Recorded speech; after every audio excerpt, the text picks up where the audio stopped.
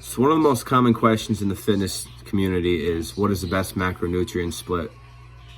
At the end of the day, really, guys, there is no one best macronutrient split. If you're eating more calories than you're burning, you're going to gain weight. If you're burning more calories than you're eating, you're going to lose weight. If you're equal, you're going to maintain weight. But there are some macronutrient splits that people may find more advantageous, more so than others. First of all, let's discuss what the recommended macronutrient distribution range is for the three macronutrients. So when it comes to carbohydrates, it's recommended that 45 to 65% of calories come from carbohydrates. Fats, 20 to 35% of calories, and then proteins, 10 to 35% of calories come from there. So let's discuss a few different scenarios. Like when we have athletes, right?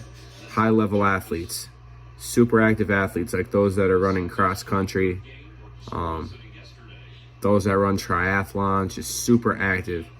We want to keep those calories or carbohydrates on the upper end. So we don't want to have them on the lower range, like in that 45 to 50%. We want to have them like in that 60 to 65% range. So that's going to be a lot of calories, guys. So take somebody like me that's 180 pounds, like 65% of caloric intake. I'm eating like 3,800 calories a day. That'd be over 500 grams of carbs for me easily. In that 550 range about there. But yeah, we want to keep carbs in like that 60 to 65% range. Proteins for athletes, want to keep in that middle range about 25%. And then fats, you want to keep on the lower end around 15 to 20%. So if you guys heard of bodybuilder Mike Menser, he was a big proponent of 60% of calories from carbs, 25% of calories from proteins, then 15% of fat from carbs. So 60, 25, 15. I definitely think for a high-level athlete, that's a great range. However, for the normal individual that's not as active, I don't think that's optimal, really. You want to keep carbohydrates lower. So if you're a sedentary individual that's looking to lose weight, only works out a couple times a week, I would honestly try to keep carbohydrates 45 to 50%. You want to keep protein higher so you don't lose muscle tissue. So I would say like 30% of calories from protein, and then 25% of calories from fats. So like 45, 30, 25 macronutrient split. That'd be optimal. Now there are people that, keto diets that go like ridiculously high, like 70% of calories from fats, 25% of calories from protein, 5% of calories from carbs. Guys, you do you. If you're doing that and you're getting away with it, great. That's awesome. I personally do not condone that. I don't think it's smart. You're cutting out a major food group. I really don't think that's optimal. People could say what they say. A lot of people get shredded from it. But a lot of people get shredded on high carb diets. At the end of the day, it's all about calorie expenditure. What I personally do is I go about 45% of calories from carbs, 30% of calories from proteins, and then 25 fats, in that range. So, I work out intensely, but I find that 45% of calories from carbs is fine. But yeah, I definitely recommend that if you haven't done keto before, there's really no need to do it unless you're truly, truly, truly wanting to try it. But yeah.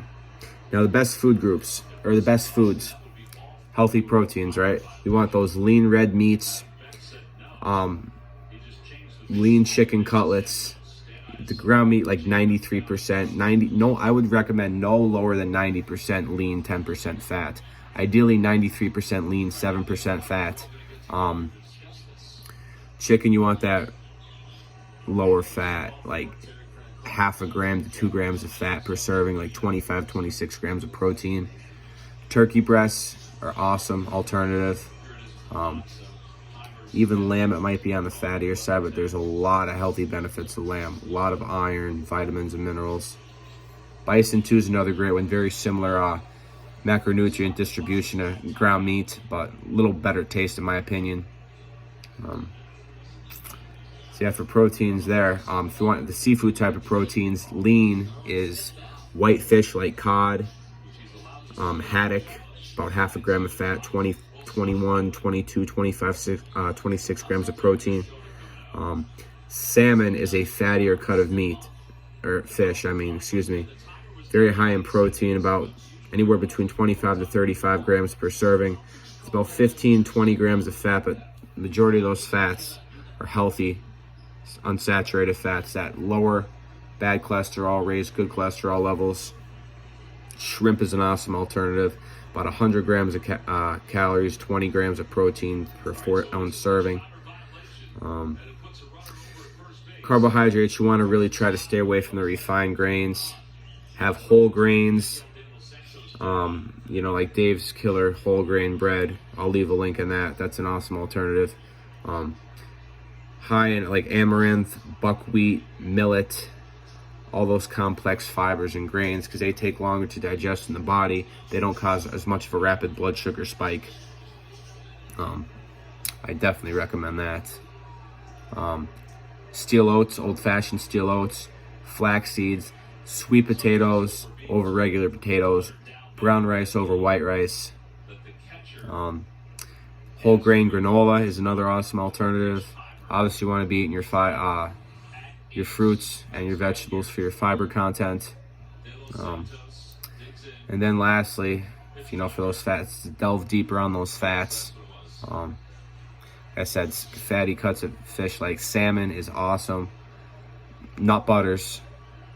Try to stay away from those with palm oils and rapeseed oil and hydrogenated soybean oil and all that shit. That's terrible for you. Try to get organic peanut butter and nut butters. Like Nature's Promise is phenomenal. I'm a big fan of sunflower butter. That's awesome. Almond butter, cashew butter. Those four are absolutely phenomenal. Mixed nuts. Try to stay away from those that are processed with high sodium, like unsalted raw nuts. Olive oils, avocado oils, sesame oils are great. Try to stay away from canolas and, again, like rapeseed oil and vegetable oil and all that crap. Trout's another good source of fatty fish, protein, and fats. But avocados too, I forgot to mention them. They're phenomenal. Phenomenal. Very versatile, high in potassium. Very, very good for you. But yeah, guys, that's pretty much it. If you have any questions, comments, concerns, let me know down in the comments. And thanks for watching.